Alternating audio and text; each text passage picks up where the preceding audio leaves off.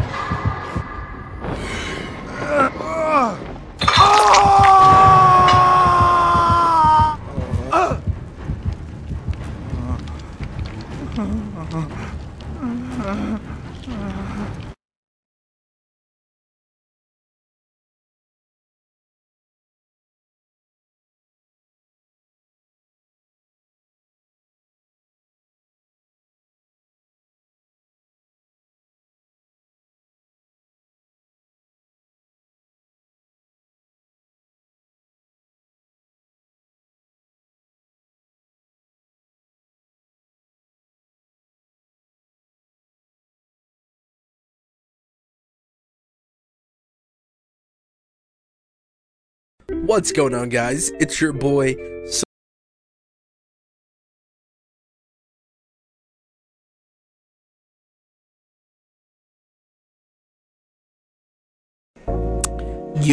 what's going on, guys? It's your boy Soot Kunigari. Welcome to a new video. On today's video, we're going to be going over 10 survivor tips to make you a better survivor so you can stop dying 10 seconds into a match and stop killing your teammates 10 seconds into a match.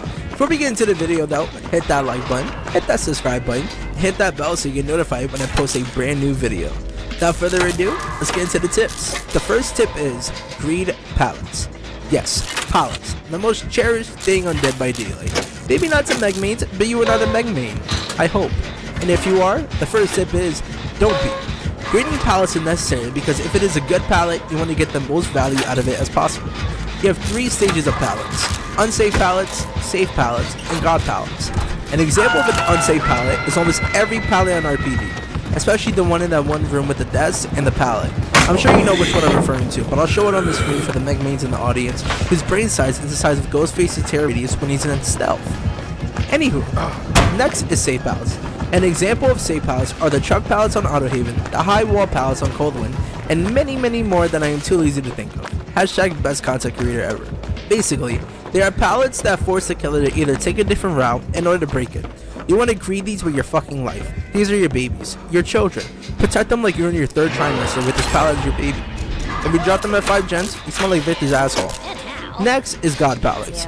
Examples of god pallets are shack pallets, that one pallet on Larry's, and 90% of pallets on Pallet City, aka the game, aka the most killer sided map. Totally not being sarcastic. These are pallets that you want to save for endgame or when there is 1 to 2 gens left. Yet, I personally say, if you're on Deathhook, eat those motherfuckers and throw them down. Who cares? Certainly not Meg. The second tip is, don't drop pallets if you get hit and or are going to get hit. This has to do with the first tip. If you get hit when running through a pallet, why drop it? You get a speed boost after taking a hit, so why give up pallet if you're already hit and take away from your speed boost? The speed boost is normally enough to get to another loop, so create distance instead of taking a hit and dropping a pallet. Boom. Quick tip. Tip number 3 is, if you can't find a gen, look up. This is handy for outdoor maps. If you're looking for a generator, look up and you'll see the light tower on the generators. If they're blinking, they are not done. Go do them then. If it's a steady light, it is already finished. Good job, Meg. You can also find gens on Larry's by looking at the signs in the hallway. If they're a flashing light, there is a gen in there. If it's a steady light, the gen is already finished. If the light is off completely, there is no gen in there. Tip number 4. Take a hit for an injured teammate. Don't always do this. You want to take hits for an injured teammate under only these circumstances. Early game before the 3rd gen even pops, when they're being tunneled most likely by a Nemesis or a Wesker, when an injured teammate is opening a gate or leaving a trial. Yet never leave a gen to take a hit for someone, especially if you're using a brand new part. You're on a gen with someone else, but prove thyself. And or it is a large gen. If you just started a gen and you're at 4 to 5 gens, leave it if they're close by. I'm talking to you, man. Tip number 5. Take a hook for a teammate on def hook. I see this all the time, especially while playing solo queue or duo queue. Teammates who end up dying first hook because they're either being camped or they're being tunneled at 5 gens. Thanks a lot, Nemesis Investor.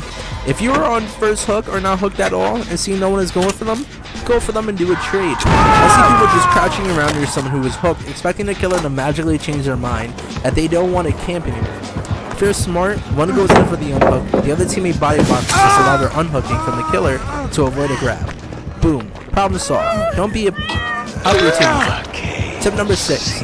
Practice mechanics. No, not CJ techs, Locker CJs, and Aaron techs. But those are all for experienced peeps who just want to add style points. You're here because you're ass, just starting out, or you're a Giga Chad who wants to become even better than other survivors, mostly mechs.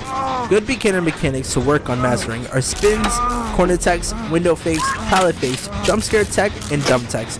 Just if you want to add something simple but fun. I can do a video covering all techs if you guys want me to.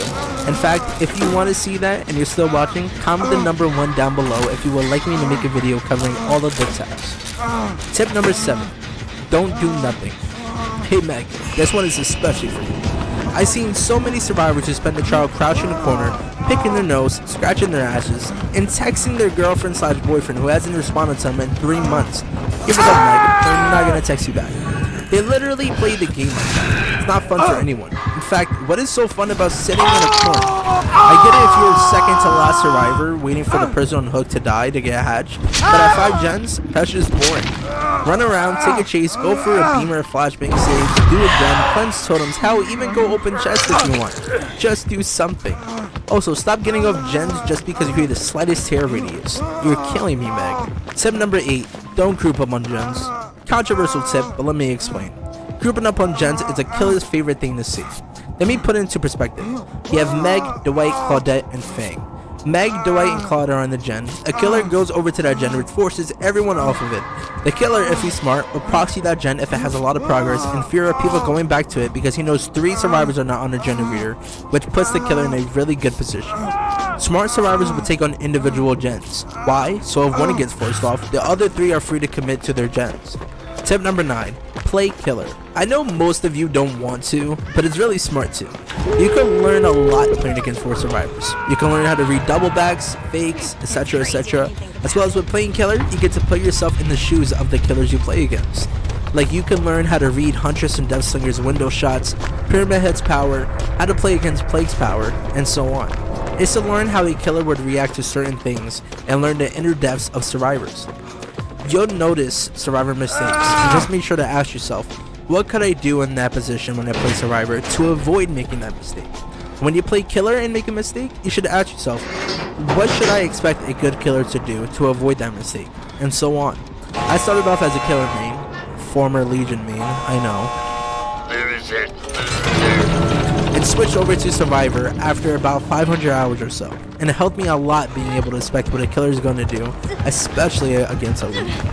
Tip number 10. Don't be toxic. Being toxic is a #1 way to make yourself get tunneled, slugged, or canned. So no more teabagging, clicking, gesturing, etc. to a killer. It would make them severely depressed if they aren't already. And let's be honest, there isn't such thing as a happy killer main. Just X odds Larva. Me too. You will only feel their depression, which will result in you becoming a punching bag for their father leaving them 5 years ago to go get a pack of Newport Menthols and a gallon of milk only to miss your graduation, birthday parties, holidays, etc. I am 100% not talking about myself. Anyways, being toxic and mocking the killer is all fun and games so you get slapped with no one in Blood Warning. At that point, deserved. Bonus tip. Early game is very important. Early game is the most important thing when it comes to a trial. More important than the relationship between you and your parents. In early game, you should expect the first hook to happen when first gen pops. But if there is 2 to 3 hooks before the first gen pops, you're already looking like you're going to lose this game. Don't waste time here. Spread up, everyone find 1 gen, and commit unless the killer is on you. Don't get off at the slightest terror radius, especially with Mr. Whiskers, who has a terror radius the size of Mount Rushmore. I hope you guys enjoyed this video. If you guys would like to see, I will be posting a video covering all the techs in the future. If you guys want to see that, make sure you comment 1 down below. If you guys would like to see that, make sure you guys hit the subscribe button, hit that bell so you get notified when I post a brand new video. Love you guys so much, and I will see you guys in the next video. Ciao for now.